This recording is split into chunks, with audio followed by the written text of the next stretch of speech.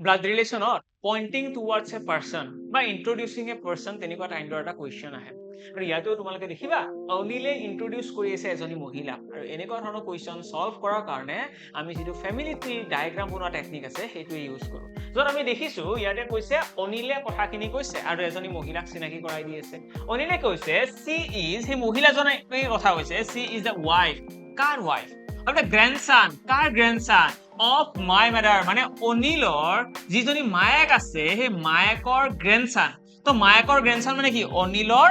নিজৰ ল'ৰা হ'ব লাগিব ন এনেকুৱা হ'ব অনিলৰ মাকৰ নাতি ড্ৰ কৰিছে আৰু নাতিৰ কি হয় নাতিৰ হৈছে ৱাইফ কোন সেই মহিলাগৰাকী এটা এইটো ডায়াগ্ৰামে অকল কাৰেক্ট নহয় এনেকৈ ক'ব পাৰিলোহেঁতেন যে অনিলৰ এটা ভায়েক আছে অনিলৰ মাকৰ অনিলৰ যিটো ভায়েক আছে ভায়েকৰ পুতেকৰ কথা কোৱা বুলি ক'লে তেতিয়াওতো ডায়াগ্ৰামটো কাৰেক্ট ন এনেকুৱাও হ'ব পাৰে যে অনিলৰ মাকৰ এইটোও নাতি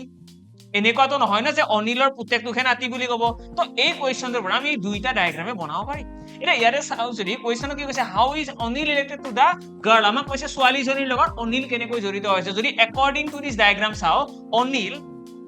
as a father in law জড়িত হৈ আছে ইয়েছ অনিলে as a father in law অনিলক যদিও ইয়াতে অনিলক মেন ওমেন একো মেনশ্যন কৰা নাই ষ্টিল আমি ইয়াতে অনিলক এজ ফাদাৰ নাম জাষ্ট নামটো শুনি পেলাই যদি আমি ল'ৰা বুলি কওঁ তেতিয়াহ'লে আমি ফাদাৰ ইন ল বুলি ক'ব পাৰিম কিন্তু ছেকেণ্ড ডায়াগ্ৰামটো চালে ইয়াতে আমি কি ক'ম আংকল বুলি ক'ব পাৰিম তো আল্টিমেটলি ইয়াতে আমি ডাইৰেক্টলি এনচাৰ কৰিব পৰা নাই কিন্তু যেহেতু অপচনত এইটোৱে অকল ফেভাৰ কৰি আছে তো এইটোৱে হ'ব কাৰেক্ট এনসাৰ কিন্তু ইয়াৰে বাহিৰে যদি সি এণ্ড ডি থাকিলেহেঁতেন আমি ক'লোহেঁতেন কেন নট বি ডিটাৰমাইন এইটো কুৱেশ্যনৰ এনসাৰ উলিয়াব